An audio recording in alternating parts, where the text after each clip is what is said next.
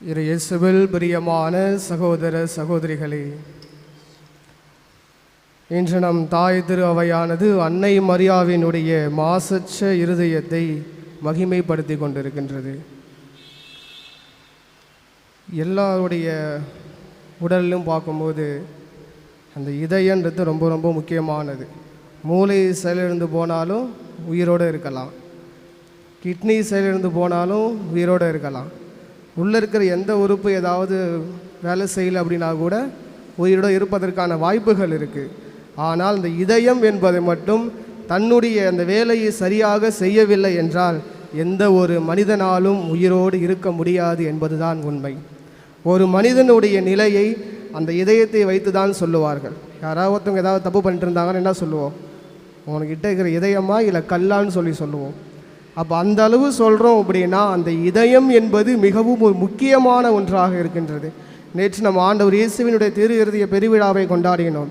அதுக்கு அடுத்த நாளை அன்னை மரியாவினுடைய இருதயமும் மாசற்ற இருதயம் என்று சொல்வதற்கான காரணங்கள் என்ன என்பதை தான் நாம் சற்று சிந்தித்து பார்க்க வேண்டும். அன்னை மரியாவினுடைய வாழ்க்கையில் பார்க்கும்போது அந்த இதயத்துக்கு ஒரு முக்கியமான ஒரு பங்கு இருக்குது. எந்த இடத்துலையுமே அன்னை மரியாள் எடுத்தோம் பேசணும்னு சொல்லி பேச மாட்டாங்க. அனைத்தையும் தன்னுடைய உள்ளத்திலே நிறுத்தி சிந்தித்து வந்தார் இதுதான் கடைசியில் வரும்.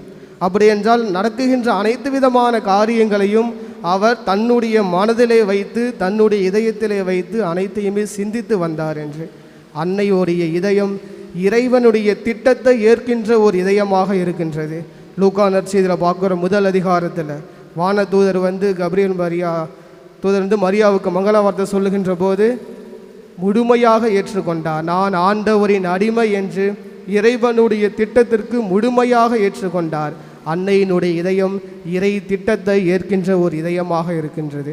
அதேபோல் அன்னையினுடைய இதயம் ஓடி சென்று உதவுகின்ற ஒரு இதயம். முதிர்ந்த வயதில் எலிசபெத்து கருவுற்று இருக்கிறாங்கன்னு கேள்விப்பட்ட உடனே அங்கேருந்து எவ்வளோ தூரம் போகிறது, எப்படி போகிறது? இப்போ இருக்கிற மாதிரிலாம் பஸ்ஸு காரு வண்டிலாம் இருக்காது. போனால் கழுதில் தான் போயிருக்கணும். அப்போ எவ்வளவு தூரம் எப்படி போகுவது என்று அதை கூட பார்க்காமல் உதவி செய்ய வேண்டும். முதிர்ந்த வயதில் கருவுற்றிருக்கிறார், அவருக்கு உதவி தேவை என்று அந்த தேவையை உணர்ந்ததால் தான் ஓடி சென்று உதவி செய்கிறார். அதேபோல் அன்னையினுடைய இதயம் பரிந்துரைக்கின்ற ஒரு இதயம். ஒரு கல்யாணத்தில் பார்த்துருப்போம், திராட்சை ரசம் தீர்ந்து போச்சுன்னு. ஒரு ஃபங்க்ஷன் போனோம் அப்படின்னா தீர்ந்து போனால் என்ன, நம்ம வந்தோம் நம்ம வேலையை பார்த்துட்டு போகலான்னு சொல்லியிருக்கலாம் அன்னை. ஆனால் அங்கே இருக்க தேவையை உணர்ந்த பிறகு பரிந்துரைக்கு செய்கின்ற ஒரு இதயமாக அன்னை மரியாவினுடைய இதயம் இருக்கின்றது. அது எல்லாத்தையும் விட அன்னை மரியாவின் இதயம் எதையும் தாங்குகின்ற ஒரு இதயம். அன்னையினுடைய வாழ்க்கை முழுவதுமே பார்க்கின்ற போது அனைத்து விதமான கவலைகளையும் கஷ்டங்களையும் உள்ளடக்கிய ஒரு வாழ்க்கை தான் அன்னை மரியாள் வாழ்ந்து கொண்டிருந்தார். ஆனால் அனைத்தையுமே தாங்குகின்ற ஒரு இதயமாக அன்னை மரியாள் முழுமையாக தன்னை கடவுளுக்கு அர்ப்பணித்தார். மத்தேயு நற்செய்தியில் பார்க்குறோம், குழந்தை பிறந்தது பிறகு ஏரோது கொல்லை தேடுறான்னு சொன்ன உடனே அந்த குழந்தை எப்படி காப்பாற்றுறது, எங்கே தூக்கிட்டு போகிறதுன்னு தெரியாமல் எகிப்துக்கு ஓடினாங்க. அப்போ எவ்வளவு கஷ்டப்பட்டு இருப்பாங்க. அத்தனையும் தாங்குகின்ற ஒரு இதயம். அதேபோல் சிலுவையினுடைய அடியில் இருக்கும்போது தான் பெத்த மகன் 30 வருடங்கள் தன்னோடு இருந்த மகன் கடைசி 3 வருஷம் தான் நற்செய்தி பணிக்காக போனார். அந்த 3 வருஷத்துக்குள்ளே இப்படி கொண்டுட்டீங்களேன்னு சொல்லிட்டு அன்னையினுடைய இதயம் எவ்வளவு வழிபட்டிருக்கும். அனைத்தையுமே தாங்குகின்ற ஒரு இதயம்தான் அன்னை மரியாவினுடைய இதயம். அன்பிற்குரியவர்களே, இந்த நாளில் அன்னை மரியாவின் இதயத்தை பற்றி நம்ம நிறைய தியானிச்சிட்டு இருக்கோம். அப்படி இருக்கும்போது இந்த திருவிழா எனக்கு எதை சொல்லுகிறது, எதற்காக நான் இந்த திருவிழாவை கொண்டாட வேண்டும், இதை கொண்டாடுறதுனால எனக்கு என்ன பயன் அப்படின்னு கேட்டோம் அப்படின்னா, அன்னை மரியாவினுடைய இதயம் உங்களுடைய இதயமாக மாற வேண்டும், என்னுடைய இதயமாக மாற வேண்டும். அப்படி மாறுகின்ற போது தான் நாம் இன்று இருக்கின்ற இந்த திருவிழா ஒரு அர்த்தமுள்ள திருவிழாவாக இருக்கும். அனைத்தையுமே தாங்குகின்ற ஒரு இதயமாக நம்முடைய இதயம் இருக்க வேண்டும். சாதாரண ஒரு சின்ன கஷ்டம் வந்துட்டால் கூட கடவுளே எனக்கு ஏன் இந்த துன்பத்தை கொடுத்த, நான் நல்லா தானே இருந்தேன், எனக்கு ஏன் இந்த துன்பத்தை கொடுத்த, எதையும் தாங்குகின்ற ஒரு இதயமாக நம்முடைய இதயம் மாற வேண்டும். அனைத்திற்கும் உதவி செய்கின்ற ஒரு இதயமாக நம்முடைய இதயம் மாற வேண்டும். அனைத்திற்கும் பரிந்துரை செய்கின்ற ஒரு இதயமாக நம்முடைய இதயம் மாற வேண்டும்.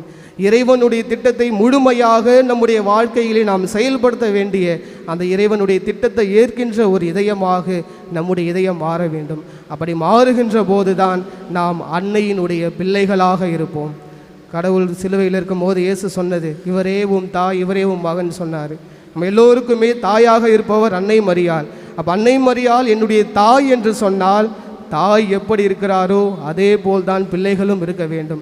அப்போ அன்னை மரியாவினுடைய இதயம் இப்படிப்பட்ட ஒரு இதயமாக இருக்கின்றது. கடவுளையே முழுமையாக நம்புகின்ற ஒரு இதயமாக இருக்கின்றது. நான் எப்படி இருக்கின்றேன்? தாயை போல பிள்ளை, நூலை போல சேலை என்று சொல்லுவார்கள். தாயை போல நான் இருக்கின்றேனா? என்னுடைய தாய் எப்படி இருக்கிறாரோ அவரை போல் நான் இருக்கின்றேனா? தந்தையினுடைய திட்டத்தை முழுமையாக ஏற்றுக்கொள்ளுகின்றேனா என்பதை தான் நாம் சிந்தித்து பார்க்க வேண்டும். எனவே அன்பிற்குரியவர்களே, தொடர்ந்து இந்த திருப்பலியிலே நாம் இறைவனிடம் வேண்டுவது, உன்னுடைய அன்னையின் இதயத்தை போன்று என்னுடைய இதயமும் மாற உன்னுடைய ஆசீர்வாதங்களை தாரும் என்று தொடர்ந்து மன்றாடுவோம்.